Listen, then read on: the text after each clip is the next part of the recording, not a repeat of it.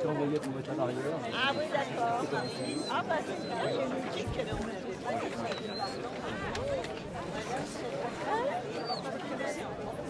Il va pas faire long, hein. Ah si, c'est un canard.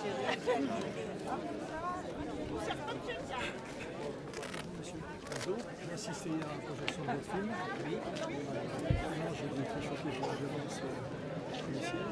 Et je ne voulais pas poser la question parce que la commencé à casser comme de l'explosion.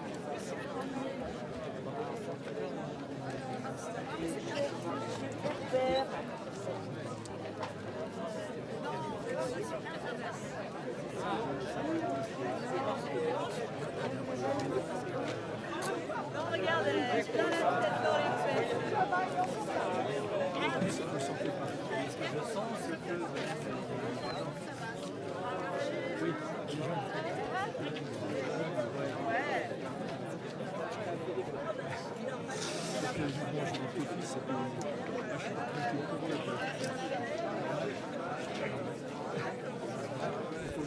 justement, je suis content d'avoir vu le film. Je vais les prévenir un petit peu. C'est l'âge de la révolte.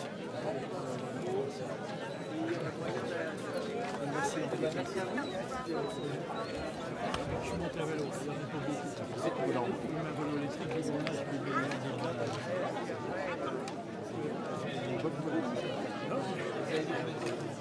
voilà, puis il en va.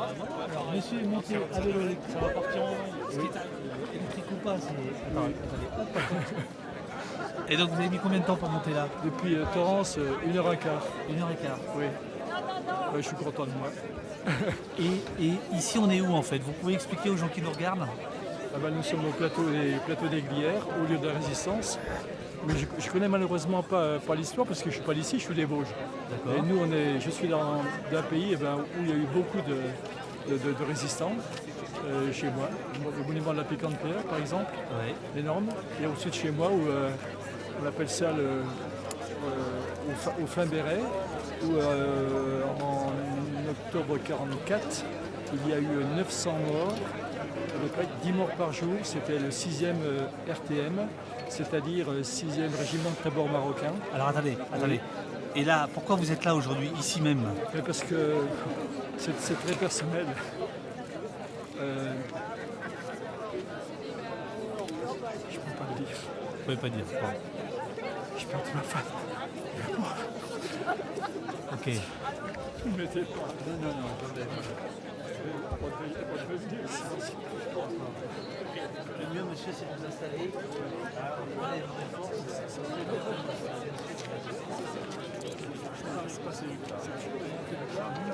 C'est ma maison.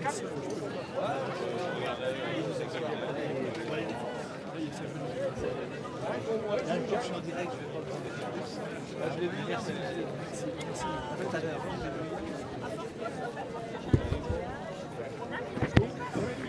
Bonjour tout le monde, est-ce que vous nous entendez? Nous sommes sur le plateau des Glières. Voici le maître de cérémonie ici en rouge, Gilles Perret. Et donc il va y avoir des prises de parole.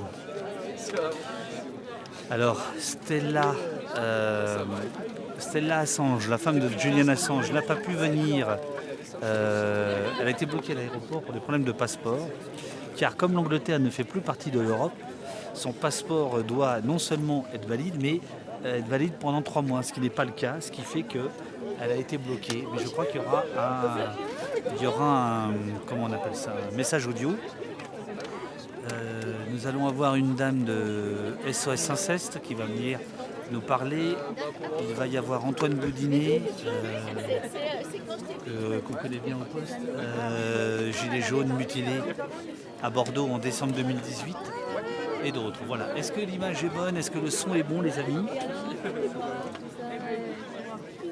Nous sommes sur le plateau des Glières. Alors éventuellement, peut-être Ariel, si de temps en temps tu peux mettre la fiche Wikipédia, donc au lieu de la Résistance. où s'étaient retrouvés pendant la Deuxième Guerre mondiale des résistants venus d'horizons variés, communistes, militaires, espagnols, anarchistes. Tout est parfait, super. Ah oui, donc ça permettra de... C'est beau, non? Oui, Ouais. prendre du recul, ouais, Gros budget au poste hein, cette année quand même. Oui. C'est plutôt une bonne période. Reste. Enfin, c'est jus. Tu en veux plus? Tiens, alors vous allez me dire si vous entendez, là il y a des essais-voix. Vous allez me dire si vous entendez. Le poste a été... Les essais-voix, pour l'instant il n'y en a pas. Gilles, on est en direct sur le mot, t'as pas le temps. Oui. Bon alors, Transformation poste. Gilles, on est où? Qu'est-ce qui se passe ici? On est sur le plateau des Glières, au lieu de la résistance. Et ce matin, c'est Parole de résistance. Donc, c'est des résistants plutôt d'aujourd'hui. Alors, maintenant, on les appelle des lanceurs d'alerte. Mais nous, on faisait déjà les trucs de lanceurs d'alerte il y a 15 ans en arrière. Qui prennent la parole sur des sujets qui ont attrait à des motifs de résistance, des motifs personnels de résistance qui s'apparentent aux mêmes motifs que pouvaient avoir les résistants à l'époque sur des questions d'injustice, de droits de l'homme, enfin, tout ce qu'on entend au niveau des lanceurs d'alerte aujourd'hui. Donc ça s'appelle Parole de résistance. Pendant longtemps, il y avait des résistants. Ouais. Et cette année, Bah c'est ça, notre problème, enfin, c'est pas notre problème, c'est la loi de la biologie, c'est que les anciens résistants ont quasiment tous disparu. Ceux qui sont encore en vie, c'est difficile de venir jusqu'ici. Alors on avait Claude Alfondéry qui voulait venir, mais il est dans sa 100e année. Donc c'est un peu délicat. Alors ils nous poussent tous à continuer. Nous on sait que nos parrains, avant de disparaître, que ce soit Raymond Aubrac, Stéphane Hessel, Walter Bassan, enfin, ils nous disaient toujours surtout continuer. Et donc c'est ce qu'on essaye de faire. Alors, après, on est sur une terre de droite avec beaucoup d'hostilité quant à notre rassemblement. Et c'est sûr qu'on est plus fort en légitimité quand les anciens résistants sont là que quand nous on est là. Mais on sait qu'on est soutenu. Je ne parlerai pas d'au-delà, mais en tout cas on a bien entendu le message des anciens résistants à l'époque. bon, génial. Je te laisse vaquer tes occupations. Merci. Merci beaucoup. Merci, bravo. Gilles Perret est donc bien connu défavorablement de nos services. Hélas, monsieur. Monsieur en direct. Faites attention. Bah, bravo à vous, monsieur. Merci. Merci à vous. Merci à vous. Merci à vous. Je dis toujours aux gens qu'on est en direct pour qu'il voilà, pour pas qu'il y ait de surprise. Voilà. Donc voilà, Gilles, réalisateur de Je veux du soleil, de Boulet Femmes, bien sûr, qui sera diffusé tout à l'heure à Torrance à 15h. Voilà, et donc chaque année il y a ce rassemblement. La prise de parole le dimanche matin, c'est un peu l'événement, le clou du spectacle, on va dire. Et la veille, donc c'est 3 jours de rassemblement, et la veille et l'avant-veille, il y a des débats. Donc hier on en a retransmis 2. Il y a beaucoup de stands, voilà. Donc l'année prochaine, si vous n'avez pas quoi faire, en règle générale c'est le week-end de l'Ascension, et que vous voulez admirer le plateau des Glières, sachez que le rassemblement des résistants d'hier et d'aujourd'hui vous accueille. Donc, il se passe quoi? Bonjour, Anto Révolution. Il se passe quoi? On attend les premières prises de parole dans quelques minutes. Nous sommes sur le plateau des Glières. Voilà, donc Urial, si de temps en temps tu peux éventuellement mettre la fiche Wikipédia pour expliquer où nous sommes. Donc au lieu de la résistance. Donc en fait, bon voilà, Gilles vous a expliqué. Je vous décrypte un petit peu ce qu'il a dit. Tant qu'il y avait des résistants, on va dire historiques, venus du plateau des Glières, où d'ailleurs l'organisation pouvait avoir lieu, et maintenant que la loi biologique fait qu'un par un, une par une, les résistants et les résistantes disparaissent, le rassemblement... merci beaucoup. Arrête, chef, arrête. Le rassemblement, bonjour. Le rassemblement a plus de mal. Alors, je vais vous montrer un peu où on est.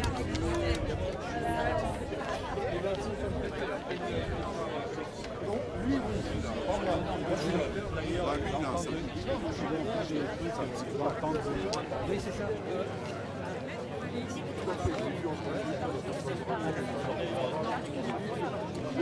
Ça va attends, je vais venir avec toi si tu veux. Si, je suis en direct, mais c'est pas grave, je vais filmer comme ça. Excusez-moi les amis, une petite question d'intendance. Donc je vais chercher ma valise, je reviens. Ah, c'est comme ça. Attention, t'es en direct. Hein. T'es garé loin ou pas? Non. D'accord. Ah, génial. Super.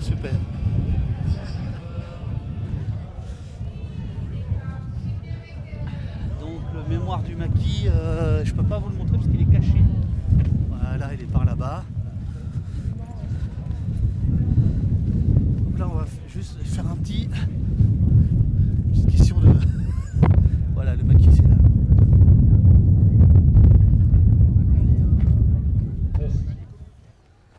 Et on retourne au rassemblement dans quelques instants, vous inquiétez pas. Ouais, ça. Mon sac.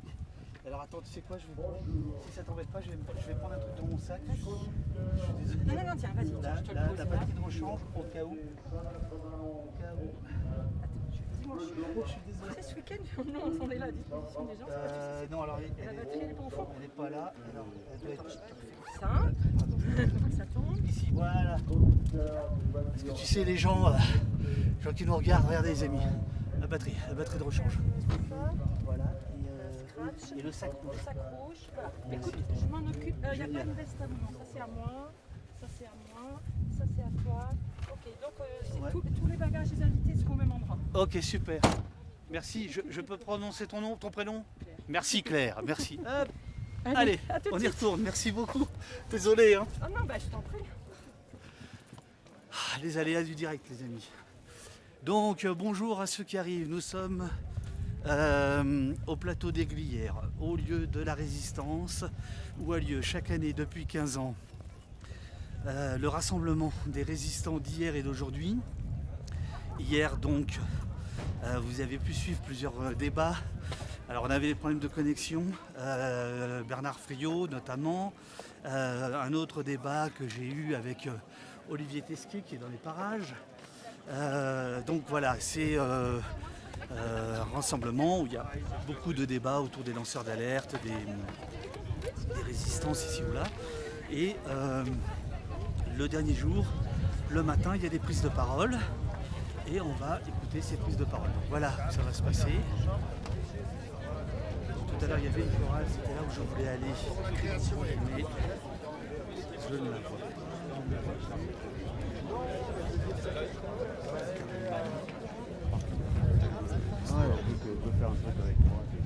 Ah non, ils sont là. Ah non, ils sont là. Ah,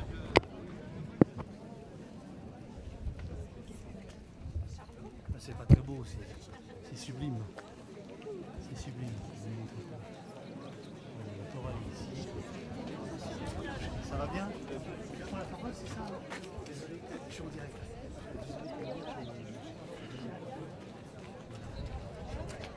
Oui, absolument, tout à l'heure. S'asseoir. Pardon, excusez-moi. Ah, en fait, je suis chez VIP là, en fait, c'est ça? C'est ça? Non, Le propriétaire ou le conducteur Peugeot Partner 134 MP EQ 134 MP et priez de le déplacer en urgence. Merci. t'es bien à ta place là.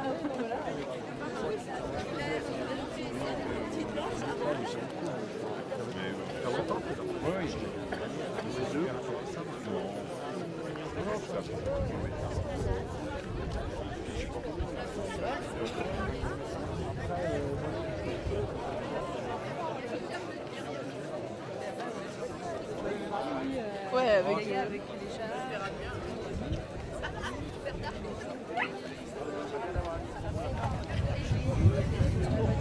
Voilà.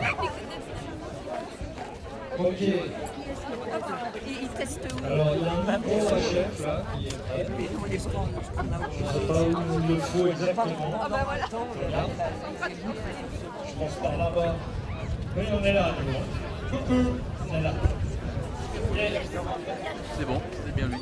Et lui, vraiment.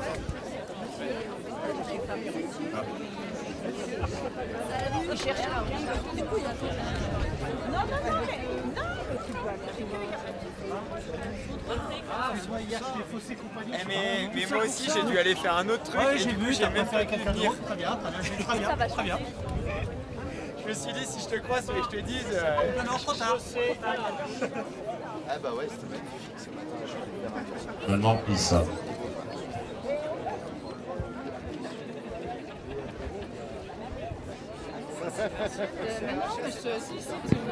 Ah non, il fait 8 degrés là. Heureusement, il fait beau. Il paraît qu'en 2011, ici, c'était sous la neige. Donc voilà, on a du bol. Il y a aussi Monique, Pinson, Charlot et Monsieur qui sont dans les parages. Ils ne prendront pas la parole, ils ont fait un débat hier. Et on a bien sympathisé ce matin au café. Donc, tiens, à propos de café, voici notre café. Bonjour. Vous êtes en direct, faites attention à ce que vous dites. Mais vous pouvez parler. Heureusement que tu étais en live parce qu'on était là-bas et on attendait. Et on a vu. C'est vrai? Ouais, on a vu ton bien, live. Bien. On a dit, merci David. Très bien. Ah bah si alors on fait les rabatteurs alors. Bien. Bon, super, Voilà. super. Merci. Ça va bien? David. Bonjour. Je t'en prie. Bah génial.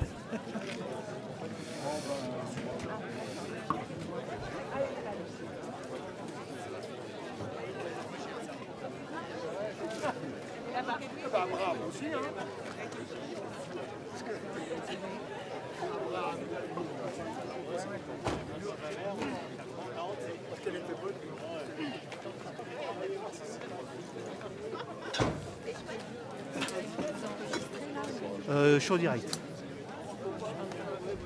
Vous pouvez parler, mais vous êtes en direct. Féliciter pour votre travail. Eh ben, merci, à vous aussi. Merci beaucoup. Parce que j'ai peur, parce que j'ai assisté. Ouais. En fait, t'as un vidéo. Ouais. Parce que je pouvais pas aller sur place. Ouais. Après, par contre, je trouvais tout ce que vous faisiez sur Twitter. Ouais. Donc en fait, quand j'ai vu juste la bande-annonce, Des films. j'espérais le voir, je vais acheter le DVD, on va faire comme ça. Ouais. Je regarderai tout ça, mais c'est vrai que Il est rude. on pensait à vous parce qu'on se demandait comment vous faisiez. Parce que vous avez vu un moment donné que c'était beaucoup d'encens et vous disiez que c'était dur. Oui. Et doucement, on se demandait comment vous avez sorti. Avoir vu autant de fortes images. Ça a été dur. Bon, je crois Merci qu'on est à vous. opérationnel. Oui, on l'est. On y croit. Ah, alors là, il y a un chien. Oh, cannibale. D'accord, elle va se rapprocher.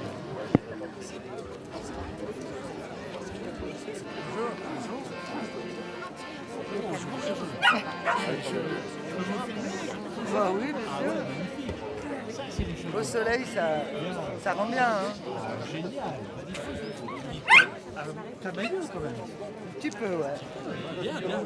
Ouais.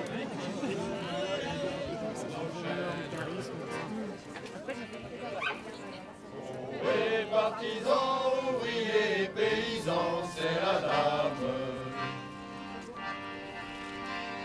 Ce soir, l'ennemi connaîtra le prix du sang et les larmes.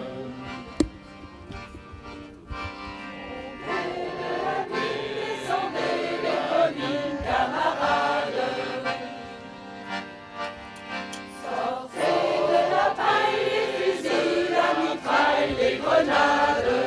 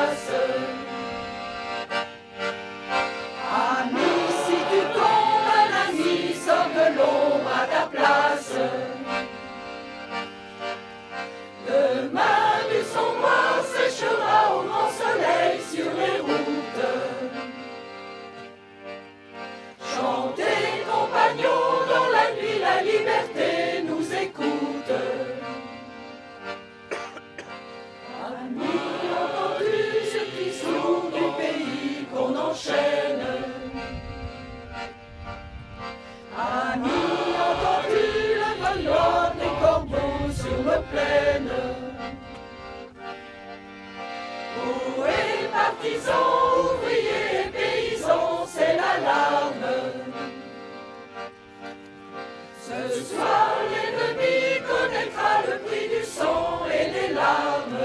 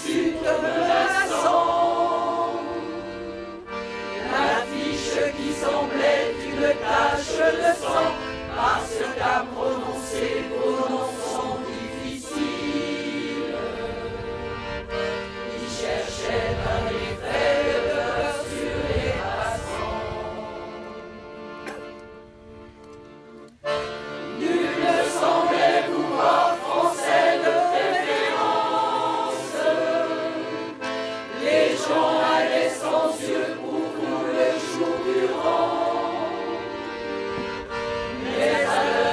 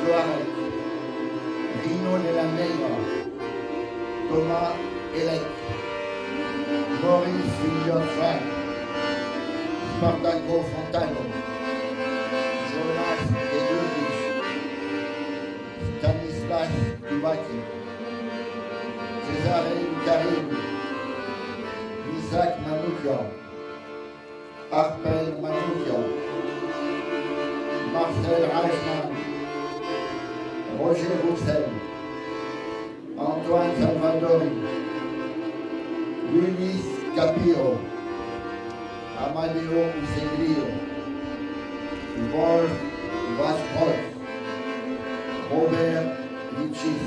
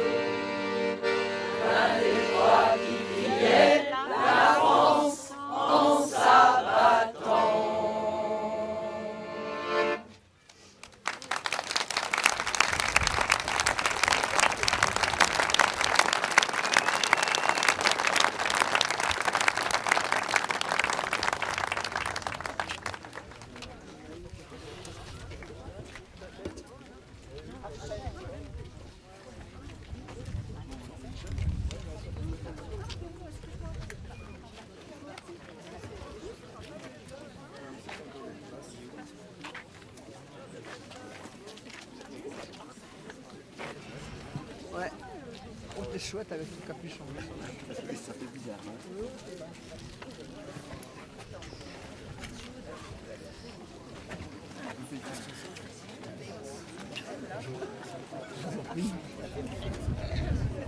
Chers amis, déjà, quelle joie de se Alors retrouver dites-moi si le son est bon hein, pour vous. tous ensemble, c'est bien d'être tous ensemble. Le rassemblement Parole de Résistance est de retour au Glières après 2 ans d'annulation forcée. C'est vrai que l'an dernier on était venu ici, mais ce n'était pas tout à fait autorisé. Bon. Vous avez pique-nique. Voilà. Durant ces 2 années, nous ne pouvons pas dire que les choses se soient améliorées au niveau de la liberté, de l'égalité et de la fraternité. Gilles Au Perret, niveau de au micro. l'égalité, véritables profiteurs de guerre, les plus riches ont vu leur fortune doubler, alors même que nous arrivons au seuil des 10 millions de pauvres en France. Au niveau de la liberté, contrôle, surveillance et état d'urgence permanent ont permis de faire adopter des lois liberticides inimaginables il y a seulement quelques années en arrière. Le président dirige seul le pays, seulement entouré de quelques aides de camp, avec une Assemblée nationale aux ordres. Quant à la fraternité, c'est mieux le son. Jamais notre pays n'a été aussi fracturé. Le président et sa bande ont réussi à monter les jeunes contre les vieux, les travailleurs contre les profiteurs, les pauvres contre les riches, ceux qui réussissent contre ceux qui ne sont rien. La tension et la violence sociale sont à leur comble. La République sociale qui avait été instaurée au sortir de la guerre par les résistants pour installer dans notre pays la tranquillité sociale est bien mise à mal. L'arrogance, le mépris et le tous contre tous sont devenus la règle. La planète brûle et tout nous pousse à regarder ailleurs. Les mots sont détournés de leur sens. Même l'expression « les jours heureux » du nom du programme du Conseil national de la résistance est employée par notre président actuel qui est sans doute son plus gros fossoyeur.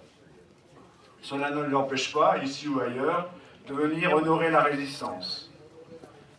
Honorer les faits d'armes et oublier la pensée politique des résistants, nous en avons tristement l'habitude. Et pourtant, au milieu de ce marasme, comme dans les périodes les plus sombres, des têtes se relèvent. Certains disent non. Les envies de partage, de solidarité et de protection de la planète se sont exprimées fortement lors des dernières élections. Donc Une Uriel, vraie si tu envie peux de changer jours le heureux titre surgit, et la mettre jeunesse y Gilles croit. Perret. Le pays est riche, nous avons les moyens de tous vivre en harmonie, mais cela, comme au temps du Conseil national de la résistance, pour cela, il faut imposer des règles de partage. Cela ne se fera pas seulement dans le consensus, la joie et la bonne humeur. Il faudra batailler pour que les possédants lâchent l'affaire. C'est pour amplifier et alimenter cette envie de mieux vivre que Citoyens résistants d'hier et d'aujourd'hui continuent d'organiser Paroles de résistance. Nos parrains, Stéphane Hessel, Raymond Aubrac, Henri Bouvier, John Berger et Voltaire Bassan, tous décédés aujourd'hui, nous avaient fait la demande de continuer le combat même après leur disparition. Les anciens résistants encore en vie nous envoient des mots de soutien. Nous en avons bien besoin, car plus les années passent, plus nous devons affirmer notre légitimité à être ici. Cette année, comme les années précédentes, on voudrait dépolitiser le plateau, sous prétexte qu'Éric Zemmour soit venu ici. Mettre les soutiens de Pétain sur le même pied d'égalité que les résistants montre la dérive dans la transmission de notre histoire. Ça montre aussi la dérive extrême droitière de notre pays. En parlant d'histoire, nous en profitons pour rendre hommage ici à Michel Etiévon, historien, ami, si souvent présent ici et décédé cette année. Il aura consacré sa vie à raconter l'histoire sociale, l'histoire de ceux de peu, trop souvent oubliés des manuels d'histoire. On lui doit surtout la connaissance d'Ambroise Croizat, bâtisseur de la sécurité sociale, qu'on appelait aussi à l'époque la fille de la résistance. Lire, écouter, s'écouter, voir, échanger, s'éduquer, s'émouvoir sont les meilleurs outils pour vaincre la résignation, créer de l'espoir. C'est bien dans ce sens que le programme des 3 jours de Paroles de résistance a été conçu et continuera d'exister pour que viennent les jours heureux. Je vous remercie. Alors là, j'espère que c'est le meilleur compromis image-son. Et ma chère Auriel, si tu peux changer le titre, et quand le titre est changé, faire un tweet now à chacun des participants. Merci beaucoup. Ouais. Subtil trucage. Ici même, en 2019, aux côtés de Mathieu Bellassène, Fred Ziplox, fondateur de l'association UMAPSY, dénonçait au nom des patients psychiatriques les menaces administratives sur les théories institutionnelles émancipatrices, désaliénistes et communautaires. Ces méthodes, pourtant avérées depuis des décennies, sont combattues par la gouvernance hospitalière, notamment depuis la nuit sécuritaire instaurée par Nicolas Sarkozy en 2008, avec une liquidation méthodique de l'héritage du Conseil national de la résistance. Acteur engagé du printemps de la psychiatrie 2018-2020, Mathieu Bellassène et son équipe de soins viennent d'en subir des sanctions arbitraires. Les patients librement hospitalisés de son service ayant été enfermés par la direction administrative sous prétexte de distanciation sanitaire, il a saisi le contrôleur des lieux de privation de liberté qui a constaté l'illégalité de la mesure. Quelques mois plus tard, le docteur Bellassène était démis de ses fonctions de chef de pôle de psychiatrie à la suite d'une enquête administrative à charge qui l'accusait de ce qu'il avait dénoncé. Ce sont ces mêmes agressions liberticides qui ont fait naître CRHA et justifient encore aujourd'hui notre combat. Donc Mathieu Bellassène qui arrive au micro. Bonjour. CRHA, c'est Depuis une Citoyens dizaine d'années, résistants d'hier et avec un d'aujourd'hui. collectif de soins comprenant des soignants et patients, usagers, psychiatrisés du secteur d'Asnières-sur-Seine, en banlieue parisienne, nous auteur d'un mettions livre à la en place fabrique. patiemment, pas à pas, un travail de psychothérapie institutionnelle s'appuyant sur la centralité du droit des patients. En 2 mots, la psychothérapie institutionnelle a émergé au cœur de la catastrophe, de la guerre d'Espagne, des camps d'internement, de la Seconde Guerre mondiale, en partant du postulat qu'il fallait soigner le milieu de soins pour que d'aliénant, celui-ci devienne thérapeutique. La psychiatrie continue d'être hantée dans ses pratiques quotidiennes par les agissements du spectre asilaire, des maltraitances ordinaires qui s'ignorent, dont celle des soignants, des postures bureaucratiques sadiques assumées au nom du bien des patients et de leur déraison, spectre asilaire qui continue de leur dénier la citoyenneté commune. En 10 ans, nous étions arrivés à des fondements solides mettant la parole, les actes et les gestes des premiers concernés, les patients, comme source de l'instituant de nos dispositifs de soins. Nous avions banni les pratiques de contention physique, Les portes de l'unité d'hospitalisation étaient ouvertes, malgré les pressions récurrentes des administrateurs de garde et des équipes des autres pôles. Nous nous appuyons sur les rapports toujours positifs à notre égard de la Haute Autorité de Santé et du Contrôleur Général des lieux de privation de liberté. La créativité et l'inventivité de l'équipe se déployaient. Penser les circulations physiques des patients et psychiques, affronter ensemble les difficultés des soins nécessairement singuliers dus aux personnes prises dans des tourments délirants, suicidaires, abandonniques, psychotiques, était notre quotidien. Les clubs thérapeutiques, espaces de décision et de démocratie directe, prenaient la forme d'associations de loi 1901. L'association Et tout du journal, la radio sans nom, travaillait à des rapports plus horizontaux, plus égalitaires entre toutes et tous. Les liens avec la ville, avec les copains du monde culturel, le théâtre de Gennevilliers, avec les autres collectifs de soins, au sein du TRUC, qui est le terrain de rassemblement pour l'utilité des clubs thérapeutiques, développaient un réseau intense et riche, ainsi qu'avec des associations militantes telles que le CRPA ou IMAPSI dont on a parlé. Les soignants investis dans ce travail de transformation concrète y allaient corps et âme, au sens propre, avec le développement de nombreuses pratiques corporelles et psychothérapiques inventives. Cela n'allait pas sans résistance interne où une partie de soignants se sentait mise en accusation par les patients, alors que ceux-ci les interrogeaient de façon légitime sur le pourquoi de tel fonctionnement, sur les postulats arbitraires allant de soi. En 2019, jusqu'à la manifestation du 14 novembre, nous étions de toutes les luttes pour la psychiatrie publique, pour l'hôpital public, car nous vivions la désertion progressive des professionnels et les conditions d'accueil dégradées, voire dégradantes, des patients. Là comme ailleurs, les recrutements se faisaient de plus en plus difficiles, amenant des tensions surajoutées à la vie habituelle des services. Quelques semaines avant le Covid, nous rappelions à l'ensemble de l'équipe que le directeur de l'hôpital, c'est le patient, et qu'un secteur de psychiatrie n'est pas fait principalement pour les soignants ou pour les administrations, mais bien pour répondre aux besoins des personnes qui s'y soignent. Fort de tout ce travail, le secteur d'Asnières était jugé comme à part au sein de l'établissement de Moisselles. À part du fait du travail clinique qu'une bonne moitié du service soutenait, des analyses politiques que nous partagions et de nos pratiques liant ces registres avec les droits fondamentaux. En mars 2020, le Covid arrive et met un couvercle sur ce moment de crise que nous traversons. Le clivage principal au sein de l'équipe est le suivant. Certains et certaines soutiennent les prises de pouvoir sur les patients, les enfermements, le non-respect de leurs paroles. D'autres, dont nous sommes, ne s'accommodent pas des solidarités professionnelles se faisant contre l'expression des patients et de leur liberté fondamentale. Par la suite, certains des soignants du service, rétifs aux transformations décidées avec les patients, seront les moteurs de la réaction asilaire contre les pratiques émancipatrices.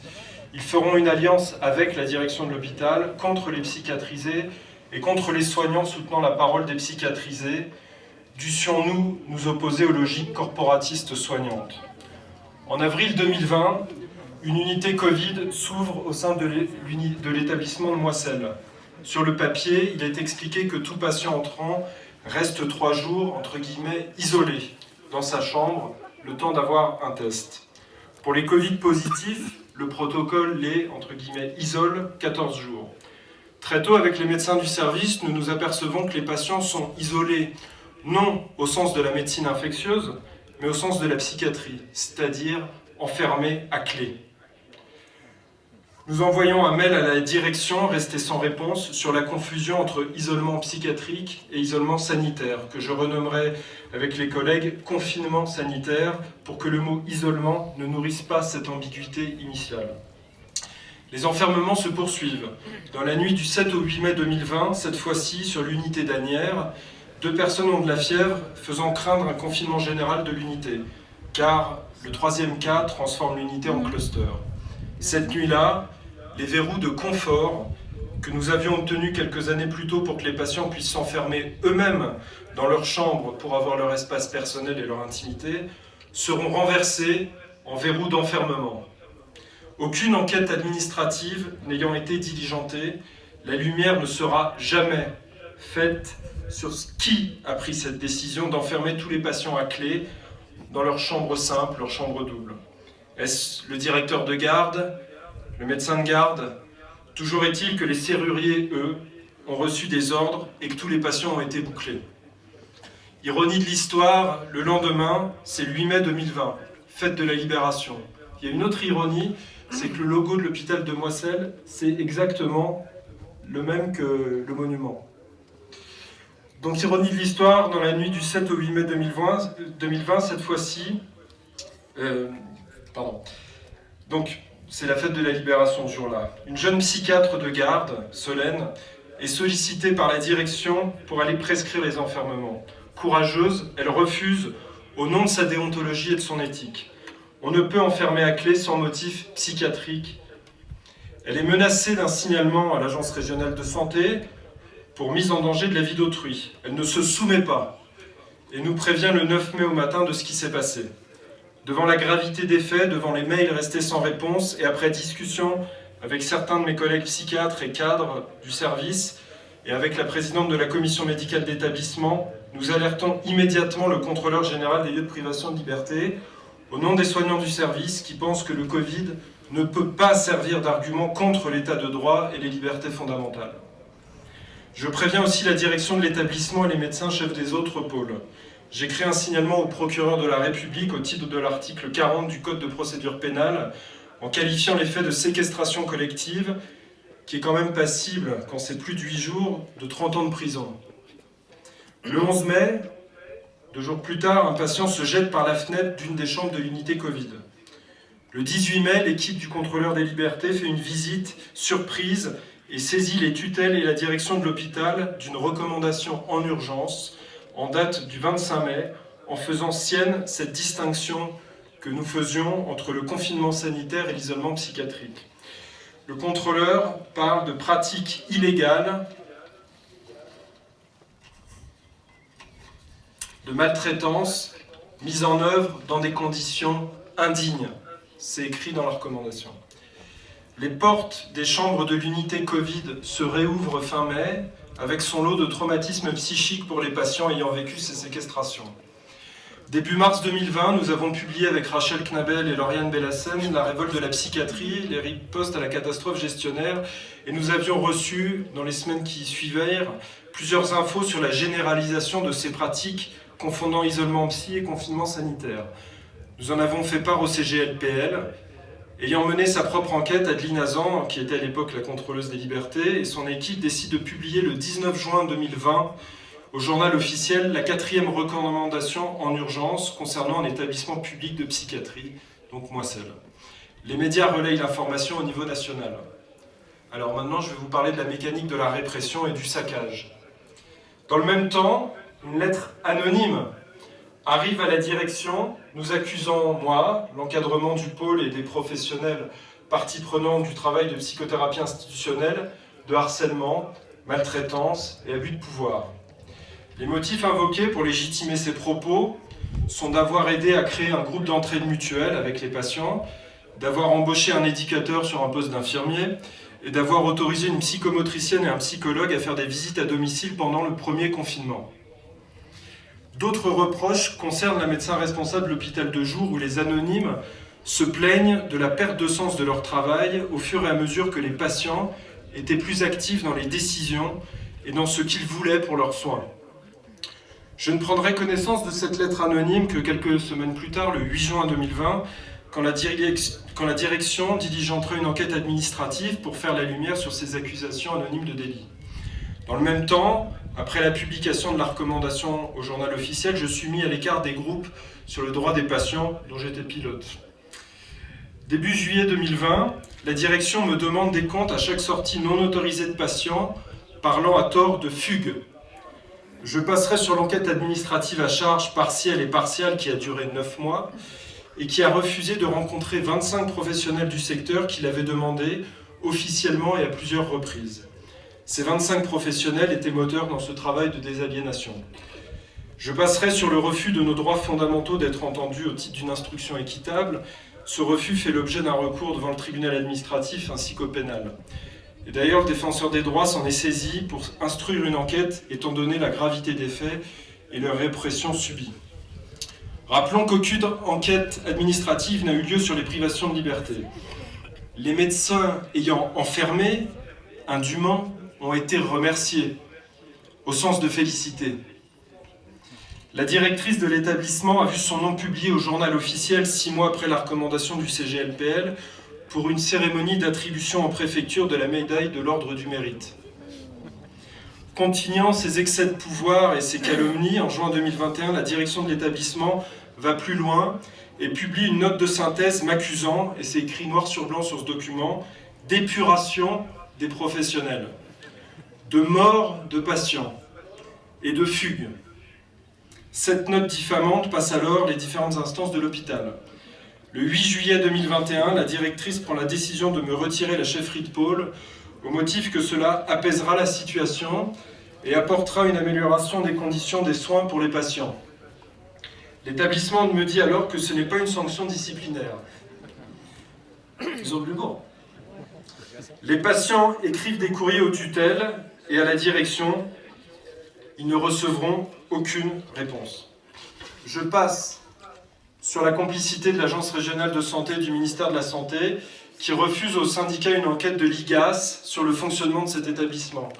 Je passe encore sur la complicité des représentants de l'association de famille UNAFAM qui a parlé de descente du CGLPL en légitimant les enfermements. Je passe enfin sur la complicité de la CGT locale qui a préféré défendre l'image de l'établissement, des professionnels complices, des enfermements et des soignants contre les pratiques institutionnelles du secteur d'Asnières en faisant des alliances malsaines avec la direction. En août 2021, le service d'hospitalisation met la clé sous la porte. Tout le collectif des psychiatres du secteur part, ainsi que de nombreux soignants. Les patients hospitalisés sont dispatchés dans d'autres unités. L'unité ne réouvrira que fin octobre 2021, avec 14 lits de moins. Retour à la normale. La porte du service est de nouveau fermée à clé. Pourquoi se priver d'économie et d'enfermement ? 10 ans de travail détruits en quelques semaines. Pour vous laisser juge des priorités du pouvoir concernant le droit des patients, il y a quelques semaines à Chinon, le contrôleur des libertés a écrit un courrier au ministre de la Santé pour témoigner d'un secteur de psychiatrie se passant des contentions physiques, n'ayant que peu recours aux chambres d'isolement, travaillant les portes ouvertes et valorisant la parole et les décisions des usagers. Un service comme l'était le nôtre. Qu'a répondu le ministre ? Qu'il soutenait la réorganisation de l'hôpital de Chinon, même si ces dernières devaient se faire au détriment des bonnes pratiques du secteur de psychiatrie et contre les droits fondamentaux des patients. 10 ans de travail détruits sur l'autel des abus des directions hospitalières, des politiques de santé criminelles et de ces agents exécutants qui refusent de voir les patients comme des sujets de soins et des sujets de droit. 10 ans de travail collectif détruits par des collaborateurs de l'intérieur, des auteurs de lettres anonymes, des soignants qui ont refusé activement la transformation du service dans un sens d'accueil, d'ouverture et d'émancipation, en privilégiant les calomnies sur les professionnels engagés. Notre sentiment collectif est une profonde colère, du fait de l'injustice vécue. Colère aussi d'une scène manquante pour instruire les conflits profonds sur le sens des soins psychiques. Aujourd'hui, les patients avec qui nous sommes encore en contact ont peur de se faire hospitaliser, car ils savent que l'arbitraire est de retour, que le non-respect de leurs paroles est fondateur de ce nouveau moment pour le secteur. À ce jour, je vous laisse juge de l'épuration dont il est question. Je dédie cette intervention aux patients du secteur d'Asnières et à mes collègues avec qui nous avons construit ce qui restera comme une expérience fondatrice de la psychiatrie d'aujourd'hui, dont la répression est à mon sens à la mesure de sa potentialité créatrice et politique et des émergences à venir. Alain, Sylvie, Ourida, Marc, Véronique D, Catherine D, Laurence, Julie, Marie-Laure, Farid, Véronique S, Benjamin, Magali, Laure, Ahmed, Daouda, Laurent, Nadia, Abdel, Estelle, Amélie, Géraldine, Nawel, Sarah, Fatma, Justine, Aurore, Cora, Mathilde, Zoé, Moutiou, Catherine, Hakim, Patricia, Dimitri, Mathilde, Jade, Baptiste, Alfredo, Benjamin, Maïder, Alima, Mina, Michel, Manon, Gilles, Samantha, Émilie, Noémie, Sabrina, Myriama et quelques autres. Vive libre, la lutte continue.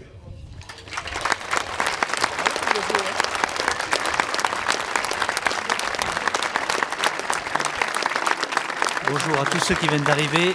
Nous sommes sur le plateau des Glières en direct. Je vais enlever le micro quelques instants pour mettre la batterie de rechange. présentation du prochain ou de la prochaine intervenante dans quelques instants. Stella Morris est née en Afrique du Sud où elle a passé son diplôme d'avocate. En 2011, elle rencontre une première fois Julian Assange, le fondateur de Wikileaks, qui deviendra plus tard l'ennemi public numéro 1 des États-Unis, pour avoir révélé des milliers de documents du gouvernement américain concernant notamment la guerre en Irak ou les écoutes d'États européens. Elle devient une de ses avocates alors que Julian Assange est réfugié à l'ambassade d'Équateur à Londres. Il y restera de 2012 à 2019 avant d'être arrêté et emprisonné dans une des pires prisons anglaises, sans avoir été jugé et sans avoir accès aux outils pour se défendre.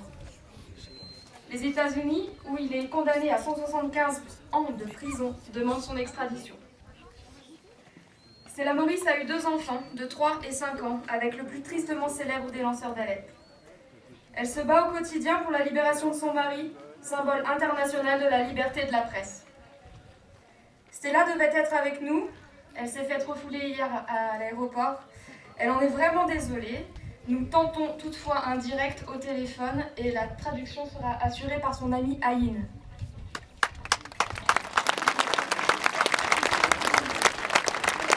Alors, les amis de Julian Assange me demandent. Regardez. Donc j'appelle 2 secondes. Bonjour et merci pour votre écoute. Je n'ai pas besoin de... Ah, on dirait au poste. Hola. Hola. Hola. Yo hablo español, así que traducimos en español. Está en directo, así que puedes comenzar. Despacito para que pueda traducir. Ok, ¿me escuchan? Sí. Okay. Pues muchas gracias por invitarme y lo siento mucho que no he podido estar allí con ustedes por un tema de fuera de mi control. Elle vous remercie pour être ici, puis il s'excuse pour son absence parce que justement il y a eu un empêchement qui était, ça ne dépendait pas d'elle.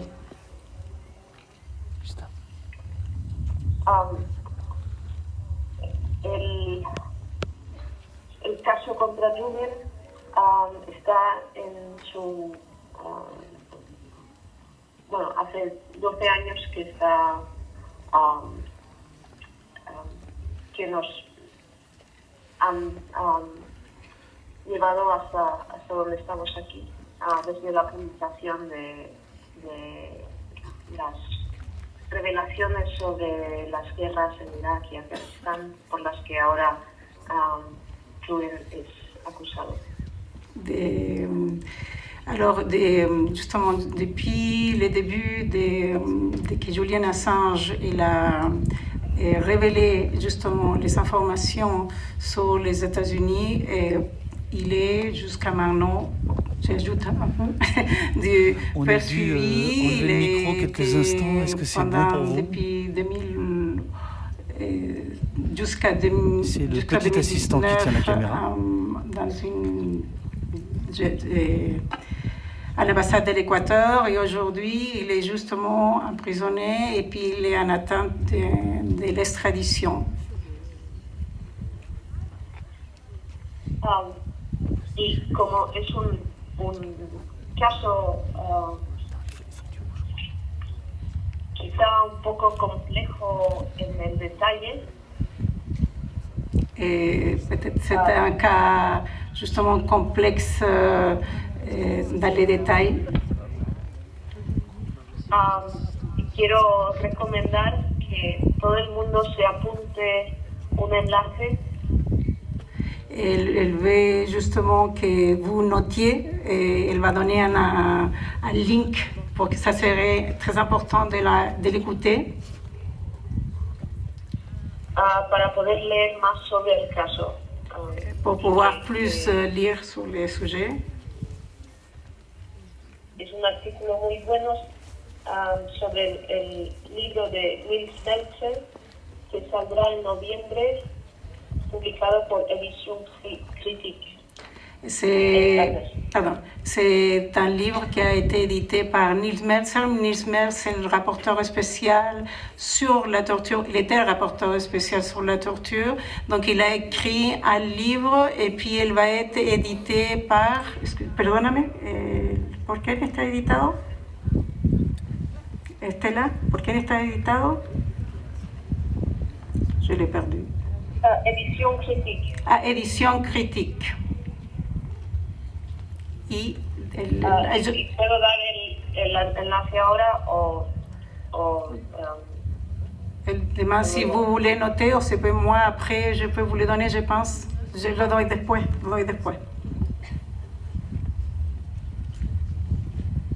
Puede continuar.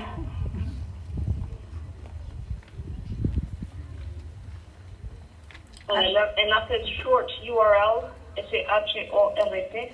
Ah, lo puedes dar después, Ah, ok. Julian enfrenta una pena de 175 años. Julia, il affronte une peine de 175 années por un proceso que fue iniciado por la administración de Donald Trump. Cette procédure a été déclenchée dans le gouvernement de Donald Trump.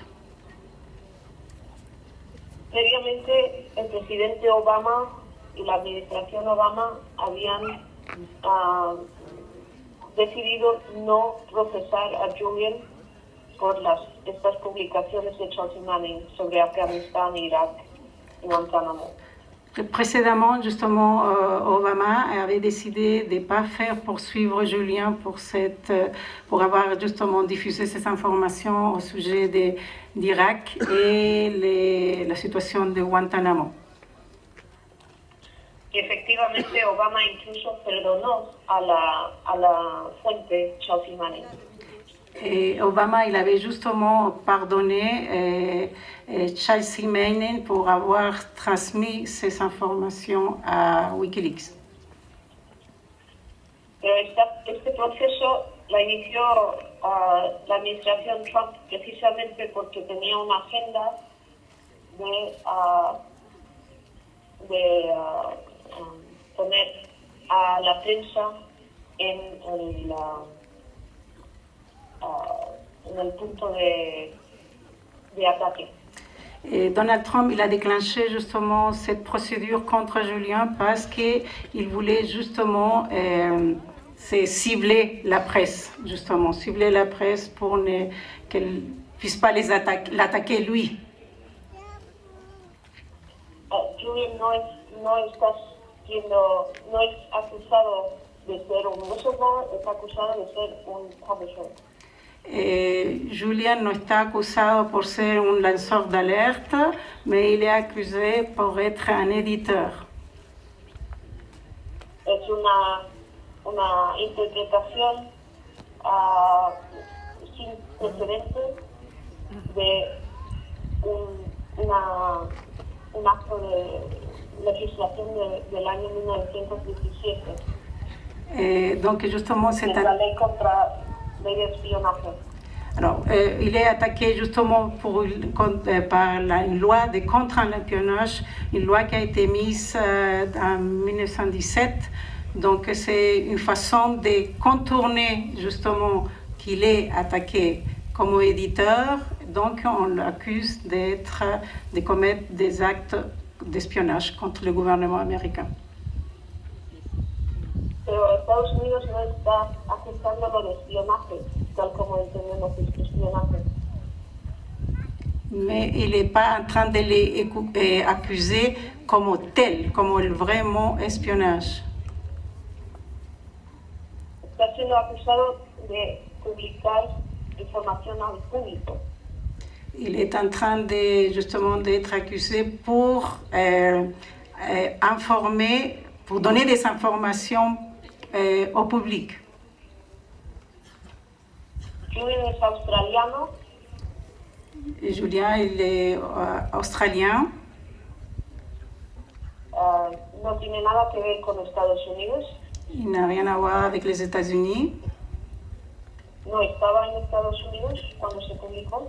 Il n'était pas aux États-Unis quand il a publié les informations.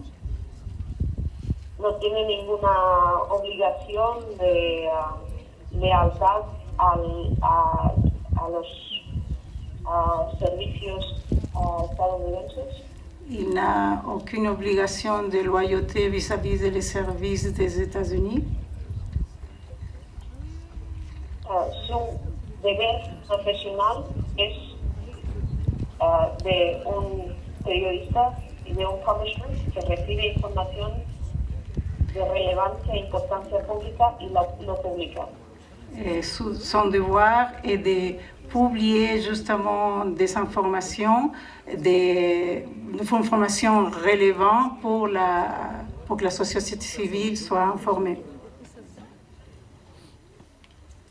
Y justamente por esto ha recibido muchos premios periodísticos. Pour avoir fait justement d'avoir informé, il a reçu plusieurs prix journalistiques. El proceso contra él es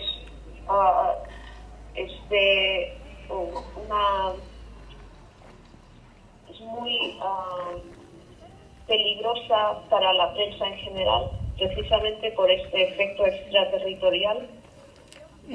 Justement, son procès est très dangereux par rapport à la presse au niveau mondial, pour le fait justement qu'il se commet au niveau extraterritorial, pour quelqu'un qui n'est pas placé aux États-Unis. Y de hecho, Wikileaks es una publicación francesa porque publica desde servidores en Francia. Wikileaks, il publie aussi des informations de la France, à partir de la France.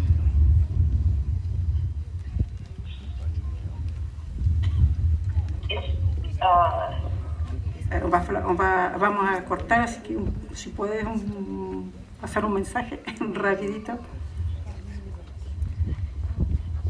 Recientemente hemos sabido que la CIA, el CIA de Mike Pompeo,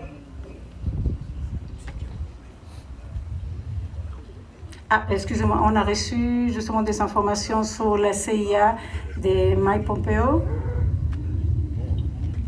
Que estaba planeando, tenía planes concretos de asesinar a Julian. Il avait vraiment planifié l'assassinat de Julian Assange pendant qu'il était dans l'ambassade de l'Équateur.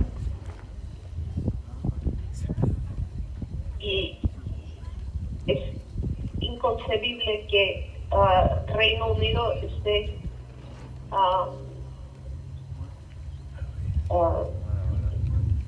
aceptando, incluso considerando, pero ya lo ha aprobado, de extraditarlo al país que lo ha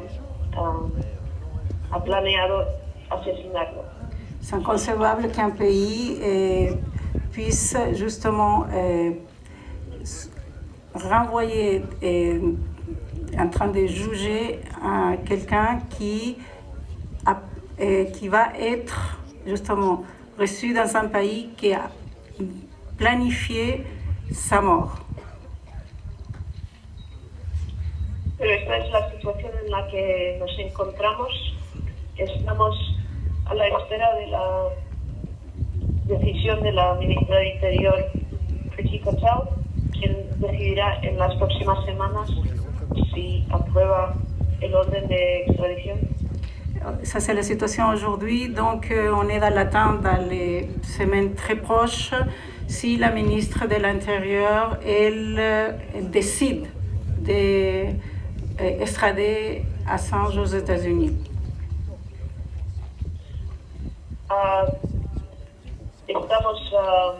Tenemos la oportunidad de recurrir la decisión si firma esa orden. On a l'opportunité justement de faire un appel à cette décision si elle dit oui pour l'extradition. Y creemos que este caso terminará en el Tribunal Europeo de Derechos Humanos.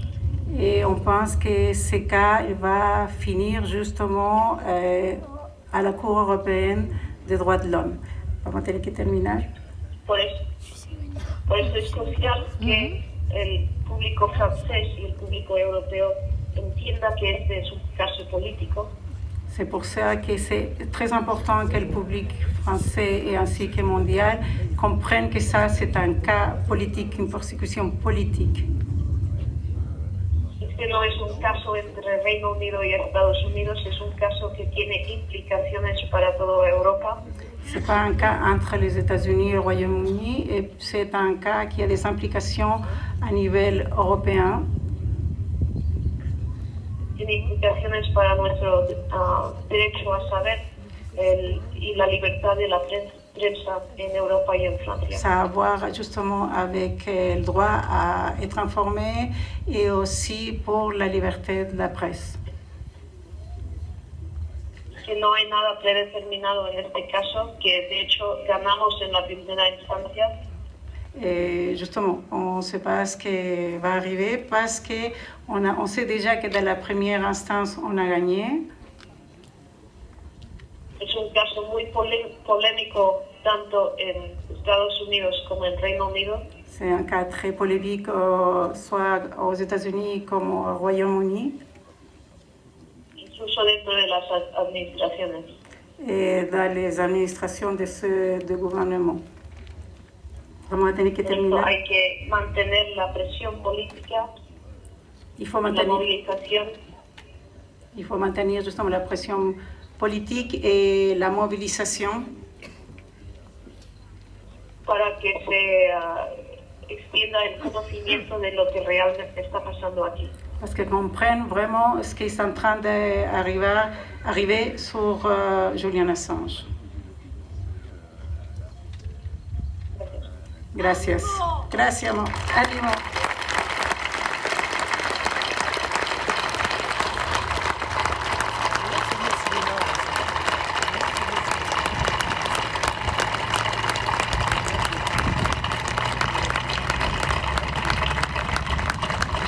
Je me permets, juste 2 minutes, on a parlé vraiment justement des droits fondamentaux avec l'exposant précédent.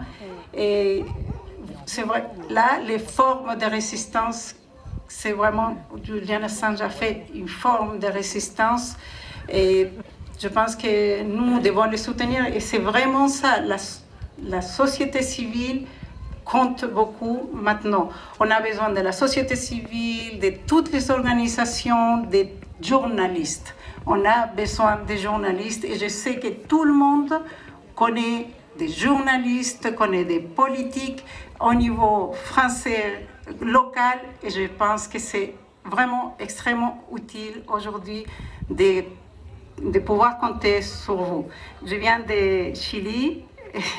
Je vis à la frontière, à Genève, et puis, pas pour Julien, mais pour tellement de cas, on a travaillé comme ça. Même depuis Genève, on travaille à l'Amérique latine, on a des élections aujourd'hui en Colombie, en octobre, il y a des élections au Brésil, et on travaille en réseautage, et on compte sur la société civile.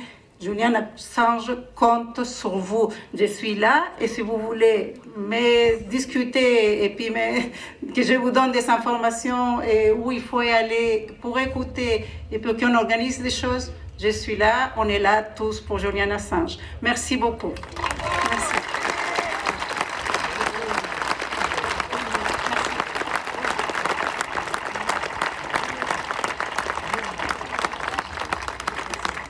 Maintenant, Daniel va rendre hommage à Annette Beaumanoir.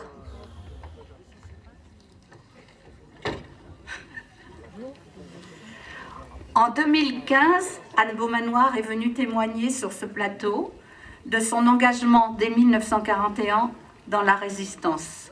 Elle n'avait que 17 ans. Puis, en 2018, elle est de nouveau revenue pour témoigner cette fois de son engagement auprès du Front de Libération Nationale, le FLN. Tu vas bien? Pour moi, c'était insupportable de voir que mon pays faisait subir au peuple algérien, s'insurgeant contre une armée d'occupation, les mêmes atrocités que celles infligées par les nazis pendant la Deuxième Guerre mondiale, nous disait-elle. Ces témoignages, vous pouvez les retrouver sur le site internet de CRHA. Même si nous avons coutume de dire « jamais 203 », Anne Beaumanoir ne reviendra plus sur ce plateau. Le 4 mars dernier, elle nous a quittés à l'âge de 98 ans. À la retraite, après une carrière de neurologue épileptologue, Annette, comme nous avons l'habitude de la prénommer, a pris son bâton de pèlerin, non, ou plutôt sa petite voiture qu'elle conduisait en trombe, à l'italienne, comme elle aimait le dire, pour témoigner de cette folie qu'était la guerre. Le nationalisme, le racisme et le fondamentalisme religieux sont trois pestes unies pour la même puissance de l'inacceptable, répétait-elle.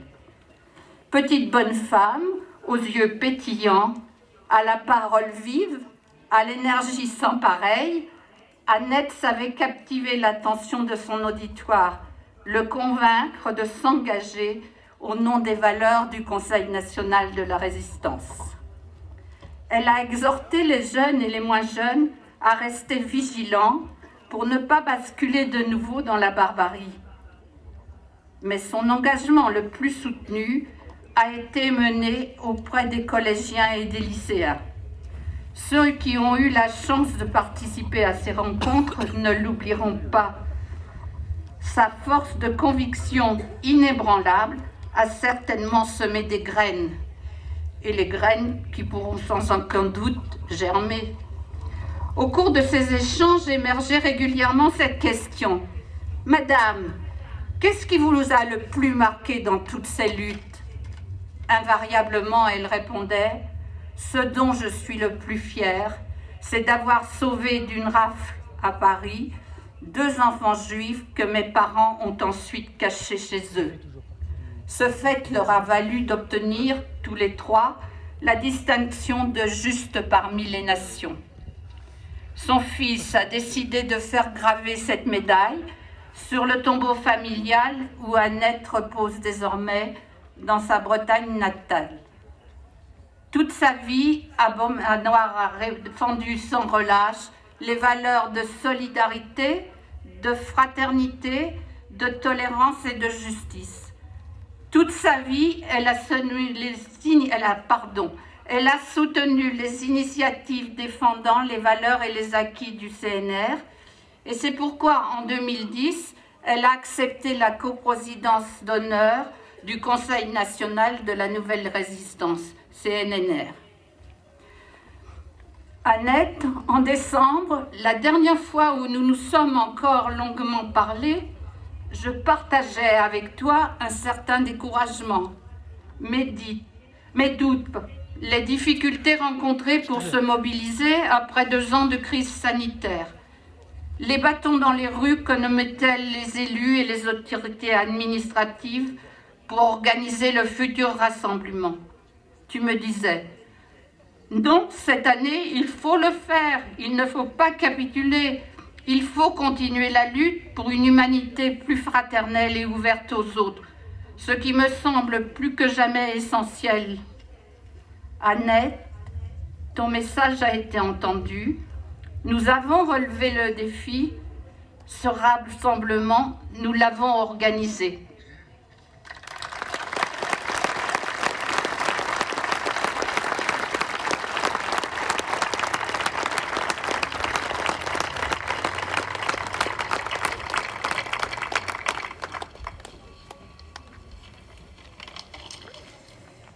Dès 1986, Eva Thomas dénonçait l'inceste paternel dont elle était victime à 15 ans.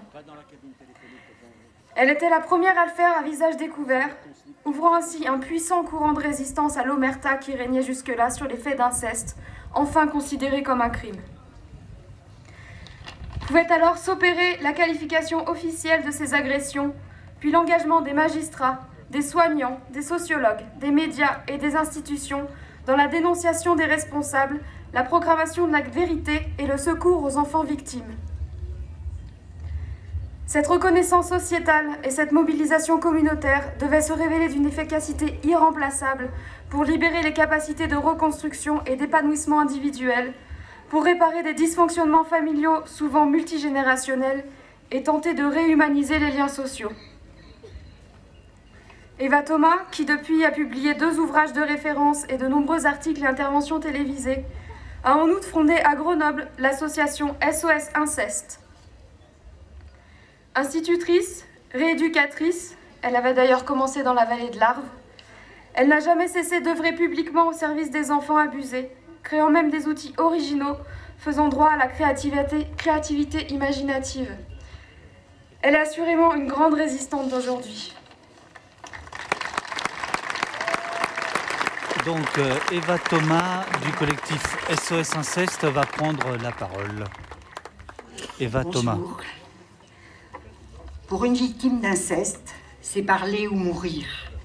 Parler pour ne pas mourir. Faire le récit du viol subi est la seule façon d'incarner son histoire, d'en être l'auteur et de retrouver son unité perdue dans le choc du traumatisme. Il y a presque 40 ans, accéder aux mots de ma vérité a été le fruit d'un long et douloureux parcours dans une société hypocrite qui bâillonnait les victimes d'inceste de multiples façons, aussi bien du côté de la justice avec une prescription sévère que des soignants avec la théorie freudienne qui transformait les récits de viol d'inceste en fantasmes des petites filles. Avant d'accéder à l'écriture, j'ai fait des tentatives auprès de thérapeutes qui ne voulaient pas entendre mes paroles, la vérité de mes paroles, et me détourner de mon chemin. J'ai dû mobiliser toute ma créativité, puiser dans mes ressources et inventer des moyens de me remettre debout toute seule. En fait, ce fut une vraie chance. J'ai commencé à peindre en état de transe la nuit de grandes formes rouges de 2 ou 3 mètres qui, une fois accrochées au mur, me renvoyaient une puissante force de vie. Ces contemplations silencieuses de mes œuvres me restituaient toute mon énergie vitale. J'avais trouvé une méthode pour me redresser chaque fois que je sombrais. En 1983, dans le cadre de mon travail de rééducatrice, Aline, une petite fille, m'a dit que son père l'a violée et m'a demandé de l'aide. Elle était en famille d'accueil. Je suis donc allée à la sauvegarde de l'enfance demander qu'on la protège. En face de leur non-réaction, les enfants mentent, on ne peut pas les croire, etc. Je me suis décidée à écrire mon histoire. J'étais portée par une grande colère. Je voulais comprendre l'attitude hypocrite et lâche de la société du déni face à l'inceste. Pendant 3 ans, j'ai écrit avec la même détermination et à force de chercher des livres, j'ai trouvé le livre de Marie Balmary, L'homme aux statues. Je l'ai rencontrée, elle a accepté de lire mon manuscrit. J'avais frappé à la bonne porte, puisqu'elle avait préféré écouter ses patientes plutôt que la théorie freudienne. Elle m'a encouragée à chercher un éditeur.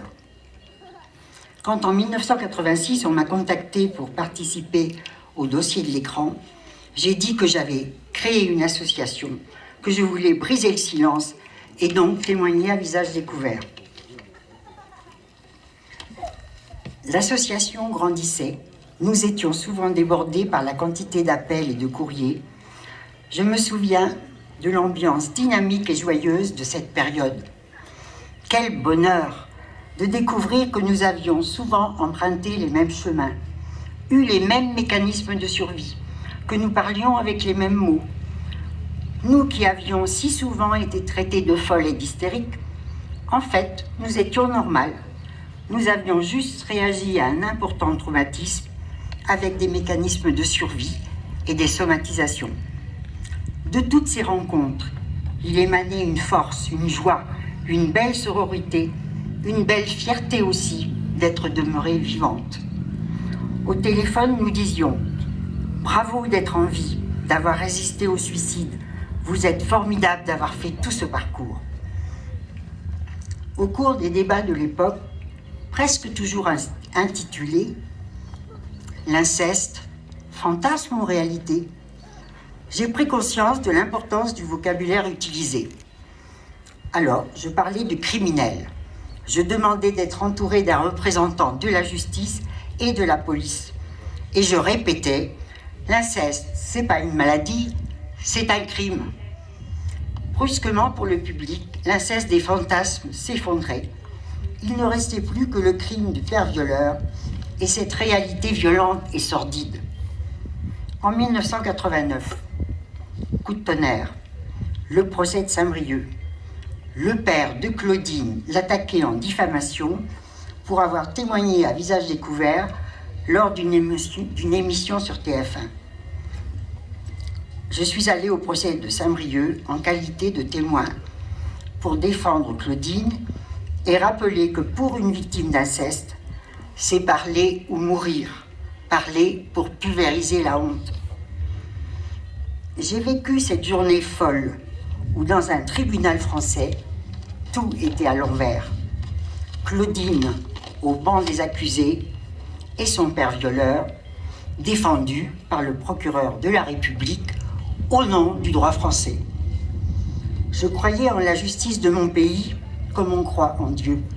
C'était le piton où j'étais accroché au-dessus du vide. La foudre s'est abattue sur moi alors que je n'étais que témoin.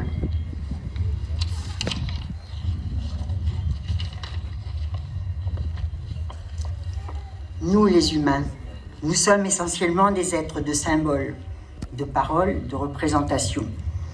Et le viol incestueux vous fait tomber de l'arbre généalogique, sombrer dans un abîme vide de sens. C'est d'abord et surtout une blessure identitaire qui peut se guérir par une opération symbolique qui rend à la victime sa place, sa langue, son droit d'exister comme sujet auteur de son histoire. J'ai demandé un changement de prénom et le changement de prénom a eu sur moi cette belle efficacité symbolique. Ce fut réellement magique. Je suis sortie de la sidération où m'avait plongé le verdict totalement inique pour Claudine. J'ai expérimenté dans mon corps l'efficacité symbolique de la loi qui peut détruire ou reconstruire une victime d'inceste parce que c'est le droit qui institue la vie. Que fait un père qui viole son enfant, si ce n'est d'annuler les liens de filiation? Il attaque le principe de la vie, l'institution qui fait entrer les humains dans la parole. Il saccage tout ce que les hommes ont lentement élaboré pour s'humaniser, dit Pierre Legendre. La parole est frappée d'inefficience et un désordre efficace s'installe, brouillant tous les repères du langage, de l'espace et du temps. Une errance très spéciale est le lot de toutes les victimes. Ce brouillage des places fait perdre la capacité de penser. On ne sait plus qui est qui. Mais quand la procédure judiciaire fonctionne dans la vérité des faits, quand le père violeur avoue son crime, il permet au juge de rétablir la limite des générations, de faire le ménage généalogique et de resituer chacun à sa place. La formule du tranchant de la loi prend tout son sens dans les histoires d'inceste. L'institution judiciaire a le pouvoir de trancher dans la confusion mortifère, de séparer des personnes, de les sortir du magma familial. Seul le couteau de la loi peut réussir cette opération symbolique. Ce qui est à restaurer, c'est la dignité, le sens des limites, le sens de l'interdit qui protège, la nécessité des règles dans toute vie sociale. Cet aspect sacré du rituel restaure la dignité de l'enfant violé. Le corps d'un enfant, l'innocence d'un enfant, tout ce qu'il porte d'humanité en devenir et sacré. Pour le lui rendre, il faut une véritable cérémonie qui exprime la voix de la société. C'est là que se situe l'irremplaçable de l'institution judiciaire pour résoudre les problèmes d'inceste. Alors, le sens des mots revient. Tout ce qui était confondu se sépare. La vie et la mort, la vérité et le mensonge, l'amour et la haine. Le chaos se réorganise et la tête peut à nouveau penser. Pour le coupable, c'est aussi reprendre une place de sujet en endossant la responsabilité pénale de ses actes. Il fait ce qu'il peut faire de plus réparateur pour sa fille. Il la libère de toute culpabilité. Mais qu'en est-il pour la victime quand la justice dérape, qu'elle n'a pas assez d'éléments de preuve, qu'elle classe sans suite ou qu'il y a prescription? Des centaines de victimes nous l'ont écrit et répété. Ce qui peut vous sauver, c'est qu'on vous croit. Nul n'échappe à ce grand combat, faire reconnaître sa parole, la partager. C'est dans cette reconnaissance socialisée que le langage détruit reprend sens. Les victimes d'inceste ont besoin de la loi et d'une reconnaissance sociale de leur histoire pour l'assumer complètement. Aujourd'hui, après MeToo Inceste, après tous ces livres témoignages, toutes les découvertes sur le fonctionnement du cerveau et les mécanismes d'amnésie traumatique, et grâce au travail constant de nombreuses associations, nous quittons enfin une culture du déni pour entrer dans une culture d'une vraie protection des enfants. Enfin, nous connaissons les conséquences désastreuses de ces violences subies dans l'enfance et le lent, coûteux et nécessaire travail de réparation qui s'ensuit. Aujourd'hui, la CIVIS, la Commission indépendante inceste et violences sexuelles, à laquelle je participe, travaille depuis 1 an à recueillir les témoignages, à faire le bilan de tout ce qui dysfonctionne dans les différents ministères concernés. La police, la justice, l'éducation, la santé, pour inventer de nouvelles pratiques professionnelles et offrir une meilleure protection aux enfants d'aujourd'hui. Les enfants sont notre avenir. Les protéger, c'est la responsabilité de tous les citoyens. Je vous remercie.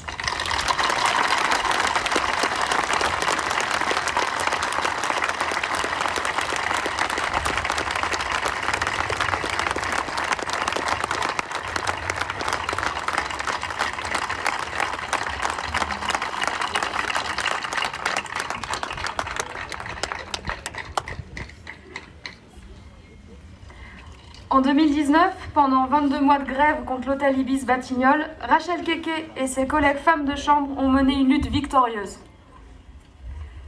Profitant de leur méconnaissance du code de travail, leur employeur les faisait travailler à la tâche, ce qui est illégal, sans avoir le droit de boire ou manger sur leur lieu de travail. Rachel Keke est devenue la figure de cette lutte. Souffrante et en pleine campagne électorale, elle n'a pas pu être parmi nous, mais a tenu à nous envoyer un message. Nous l'écoutons. Bonjour à toutes et à tous. Rachel Keke, victorieuse femme de chambre et gouvernante de l'hôtel Ibis Les Batignolles. Nous avons mené une lutte pendant 22 mois contre le grand groupe hôtelier Accor. Nous avons mené ce combat aussi contre la sous-traitance, parce que nous, notre société est la sous-traitance. Le groupe Accor qui ne s'est pas fait sous-traite. Et dans la sous-traitance, c'est la maltraitance. Dans la sous-traitance, il y a le mépris. Dans la sous-traitance, il y a le bas salaire. Dans la sous-traitance, il y a D'où nous sommes sortis pour dire stop. Nous avons 13 collègues qui ont voulu être mutés Parce que ce métier qui est tellement dur, qui détruit le corps de la femme, qui abîme le corps de la femme. Et malgré ça, on voulait les muter parce que vu que sur les restrictions maladie, le médecin a demandé que ces personnes fassent moins de chambres. Parce qu'avec les cadences infernales, on fait 30 chambres, 40 chambres, 50 chambres et 38 chambres, 28 chambres par jour. C'est énorme. Et là, quand tu tombes malade, ils ne pensent pas à ton état de santé, ils veulent te muter. Ça veut dire des mutations abusives. Mais là, nous avons dit stop. Est-ce que ça va, le et son, vous, là je vous appelle pour vous dire que la lutte, elle paie. Nous avons lutté, c'était dur, c'était pas facile, c'était très très très difficile, c'était pas facile, mais la lutte elle paye. Et comme je dis, l'union fait la force. On a été solidaires et on allait jusqu'au bout. La CGT, PPT, est venue briser cette grève-là, mais on a tenu dur. On était au départ 34, ils ont pris 10 personnes, après ils ont pris 4 personnes, on a fini à 20. Mais avec les 20 personnes, on a tenu tête au groupe Accord. On a attrapé la cravate du PDG du groupe Accord, M. Sébastien Bazin. On est accroché à sa cravate jusqu'à la victoire. Voilà, nous avons gagné presque toutes nos revendications, 99% de toutes nos revendications. Voilà, d'où je dis la lutte est paye. Là où il y a le mépris, là où il y a le bas salaire, là où c'est dur, si on lutte, on peut gagner. Parce que c'est dans la lutte qu'ils comprennent. Parce que la lutte, c'est une puissance. Moi, je vous dis, la lutte, c'est une puissance et c'est un pouvoir pour nous de lutter pour pouvoir avoir tous nos droits. Je vous remercie. La lutte est paye, ne l'oubliez pas. Et je suis candidate aux législatives pour pouvoir apporter cette lutte jusqu'en Assemblée nationale pour que tous ces métiers essentiels qui sont invisibles soient visibles. Voilà. Donc, je vous remercie et ne continuez pas. L'union fait la force.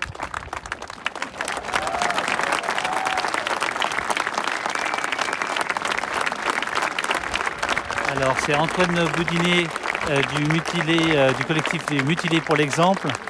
Rial, si tu peux mettre les deux comptes Twitter qui s'approchent. Et je crois qu'il va terminer 2018 à Bordeaux, lors cette prise de parole. L'acte 4 des Gilets jaunes, Antoine Boudinet a perdu sa main droite. Arrachée par une grenade GLIF 4, une grenade lacrymogène assourdissante à effet de souffle, catégorisée dans les armes de guerre, contenant une charge explosive constituée de 26 grammes de TNT. La France est le seul pays européen à l'utiliser pour le rétablissement de l'ordre. Alors étudiant, sa vie bascule. Quelques mois plus tard, il s'engage dans une bataille judiciaire et porte plainte pour mutilation volontaire contre le ministre de l'Intérieur, Christophe Castaner, et l'ex-préfet de la Gironde, Didier Lalonde, actuel préfet de police de Paris.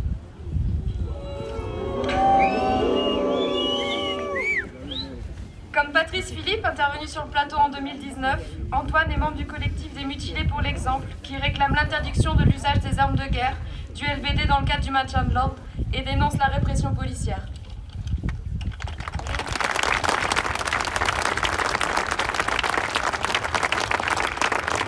Alors, bonjour tout le monde. Donc voilà, bon, comme elle a dit, donc je m'appelle Antoine Boudinet. J'ai 29 ans. Je suis animateur en école maternelle auprès des enfants, donc voilà, le périscolaire, tout ça. Et effectivement, je milite contre les violences policières là depuis maintenant 4 ans. Ce qui est peu au final, hein, quand on regarde le parcours des autres invités, moi je peux difficilement me montrer prétentieux. Surtout qu'en plus, voilà, moi personnellement, j'ai pas vraiment fait le choix de devenir militant. Ou plutôt, en fait, je devrais dire que ce choix s'est imposé à moi en fait. Le 8 décembre 2018, à l'acte 4 des Gilets jaunes, effectivement, une GF4 tirée par un CRS m'a arraché la main. Alors la GF4, c'est la grenade qui a été interdite par Christophe Castaner, je crois que c'est en 2019 ou en 2020, qui en réalité a été remplacée par une autre grenade. C'est toujours comme ça, hein, c'est-à-dire qu'on n'interdit jamais réellement une arme, on se contente de la remplacer quand elle pose trop de problèmes, mais pour une charge explosive par exemple qui fait tout autant de dégâts. Et ouais, voilà, donc on peut dire que mon parcours militant, oui, a commencé de façon assez explosive pour le coup. Et plus sérieusement, voilà, vous savez, enfin, voilà, comme Patrice l'année dernière, vous savez sûrement que je suis loin d'être le seul mutilé par la police en France. Nous sommes nombreux, trop nombreux. Déjà, c'est trop, mais là, nous sommes des dizaines. Et des yeux crevés, des mains arrachées, des gens édentés, des personnes qui ont le dos fracassé et qui galèrent au quotidien, donc beaucoup de personnes en souffrance. Alors nous avons cherché à nous rencontrer et à partager notre expérience, à partager notre douleur. Et c'est à travers ce partage en fait que nous est venue l'envie en fait de lutter ensemble. On a décidé de fonder un collectif qui s'appelle le collectif des mutilés pour l'exemple, en hommage aux fusillés pour l'exemple. L'idée c'était de montrer en fait que oui, ils nous ont mutilés et effectivement la répression, le but c'est de faire peur. Et effectivement la peur ça marche, la peur ça fonctionne. C'est terrible à dire mais effectivement on a bien vu que ils ont réussi à quand même mater une bonne partie de la contestation par des actes de mutilation qui ont été particulièrement odieux quoi, pour le coup. Et donc ouais, l'idée du collectif des mutilés par exemple, c'était en tout premier lieu en fait d'offrir un espace qui permettait à toutes ces personnes en souffrance de pouvoir s'exprimer comme un espace en non-mixité en fait entre personnes handicapées et de pouvoir en fait notamment nous entraider et essayer de nous en sortir malgré les méandres en fait de beaucoup de galères parce que voilà, être mutilé bon c'est pas facile. Alors ouais, je sais comme ça a l'air génial mais bon je vous jure que c'est pas une sinécure. Non, pour être sérieux 2 secondes, c'est vraiment difficile d'être compris par les autres en fait. Quand on l'a pas vécu, c'est assez compliqué. La douleur physique, ouais, alors évidemment, même moi encore aujourd'hui, j'ai ce qu'on appelle des douleurs fantômes, donc je peux me faire réveiller la nuit parce que mon bras, ma main qui n'existe plus me fait encore mal. Enfin voilà, donc ça c'est ce genre de choses. Les personnes qui ont les yeux crevés, qui effectivement peuvent avoir des flashs blancs dans un œil qui n'est déjà plus là et qui les rendent plus ou moins fous. Donc ça là-dessus, effectivement, il y a la douleur physique. Et après, il y a le traumatisme. Effectivement, on a des gens qui ont une telle souffrance psychologique. On est sur des personnes qui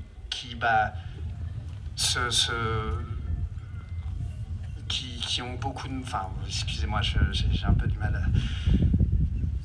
Je vais revenir sur mon texte.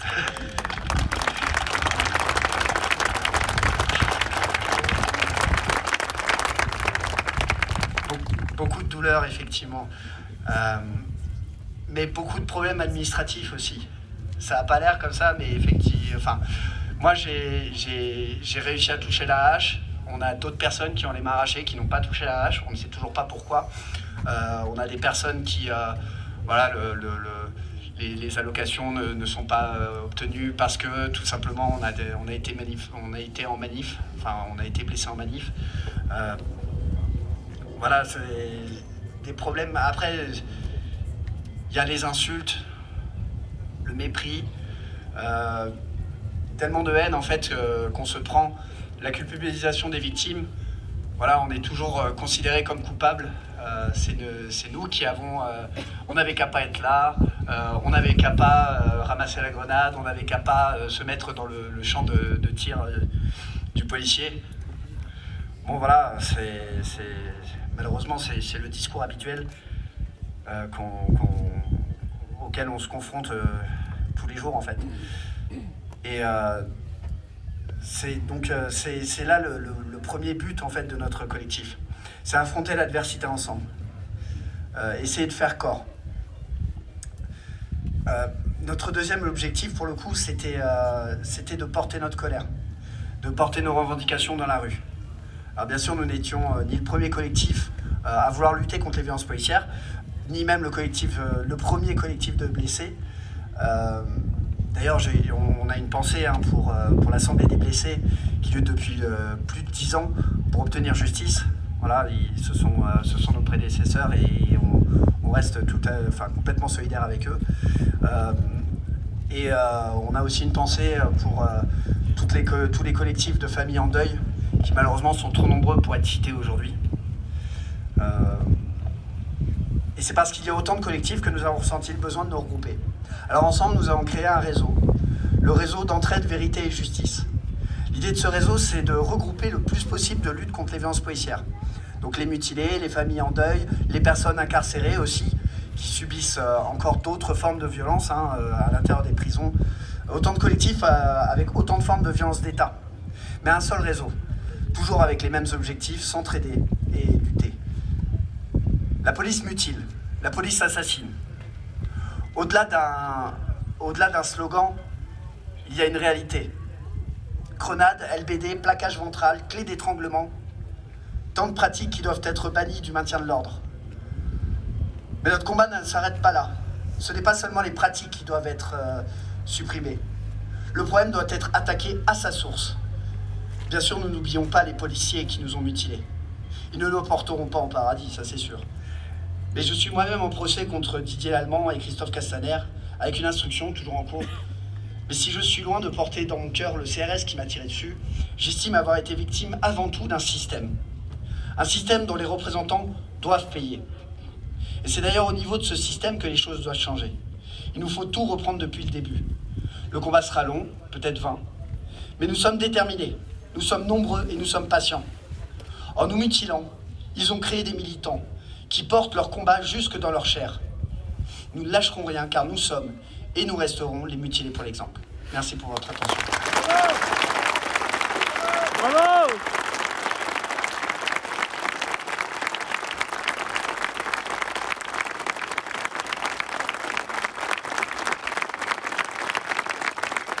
Alors les amis, il n'y a plus que 10% de batterie, je suis désolé.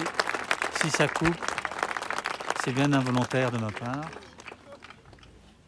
Avec ces témoignages qui nous invitent à la vigilance et à l'engagement pour ne pas trahir ces résistants qui ont payé de leur vie sur ce plateau et tous ceux qui se sont engagés sur l'ensemble du territoire, se termine la parole de Résistance 2022.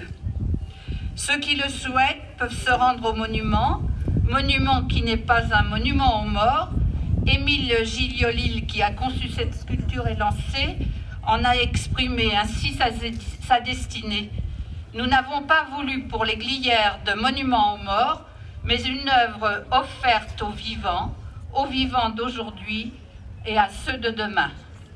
Ce monument des Glières est en effet un trait d'union entre les générations, entre les peuples, entre les époques. Il nous appartient à tous, citoyens résistants d'hier et aujourd'hui, de le faire vivre. Mais avant de se quitter ou de s'éparpiller dans cette belle nature un petit peu fraîche, merci de prendre en compte ces quelques informations et recommandations. Tout d'abord, nous vous rappelons que le rassemblement et la résistance n'est possible que grâce à l'aide de nombreux bénévoles. Nous les remercions chaleureusement.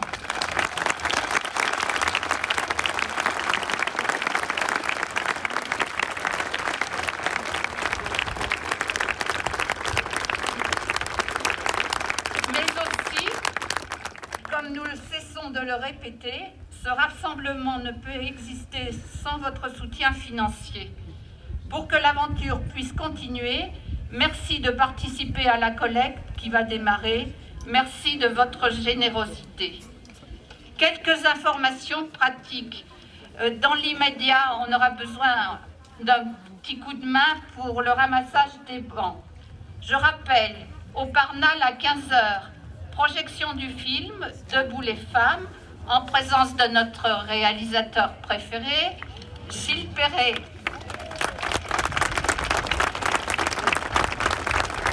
En dernier lieu, mais consigne pas la moins importante.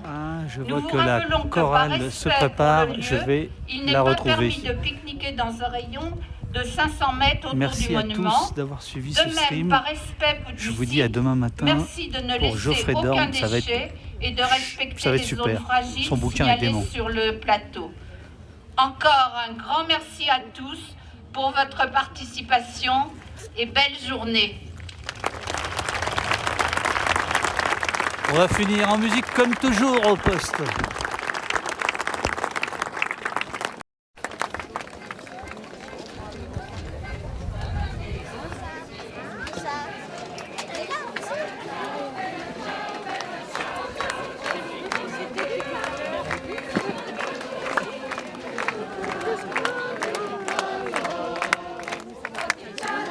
Moi je suis en train de faire un parc, mais sinon pas.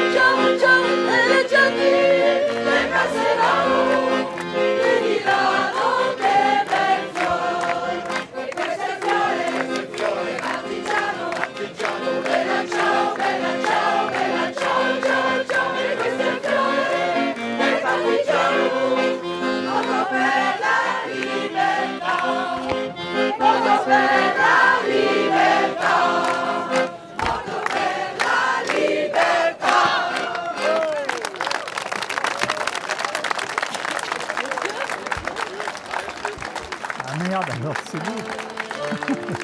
C'est bon, c'est bon. Non, c'est bien.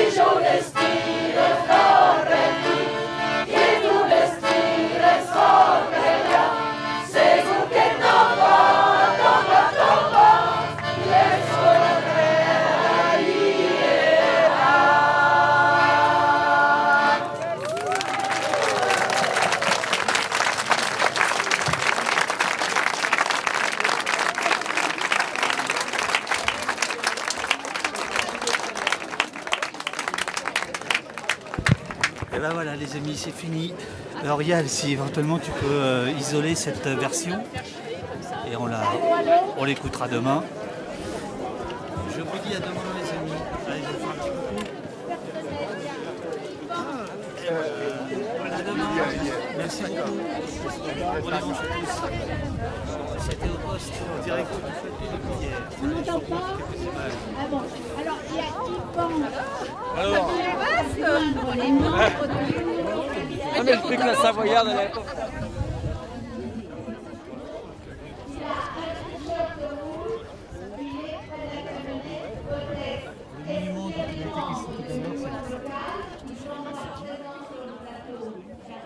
l'Union locale CGT 59. Voilà. Écoute, il serait bien que tu recommences parce que... La Béline, c'était pas prévu. Cette fin très oppostienne. Je sais pas si vous allez chanter. Merci à vous tous. Merci pour vos subs. Merci pour vos abonnements. Merci pour vos dons. Ah non, mais on se professionnalise. Merci infiniment et big up à Eurial qui a assuré le caramel comme d'habitude en mettant à jour les titres du stream. Il y a des personnes de l'Union locale CGT 59. Et n'hésitez pas à soutenir le Mutilé pour l'exemple, dont Eurial a mis le compte Twitter et le site internet. Voilà. Merci à tous. Bravo à vous. Petite chose, petit détail technique. On laisse, je dois vous laisser, il n'y a plus de batterie. À demain les amis, 9h pour le bouquin de Geoffrey Dorme. Sur les, il a répertorié une centaine de nouvelles façons de lutter à travers le monde, à Hong Kong, en France, en Amérique du Sud, en Asie du Sud-Est. Magnifique bouquin de Geoffrey qui sort ces jours-ci. Geoffrey, c'est lui qui fait tous les emotes d'Opost, c'est lui qui a fait le logo d'Opost. Ce n'est pas pour cette raison qu'il est là, il est là parce que c'est un designer qui vient de faire ce bouquin incroyable, Hacker Protester, qui sort ces jours-ci. Il sera là demain à 9h, soyez là les amis, ça va être dément. Vous allez voir des trucs complètement déments, je vous assure.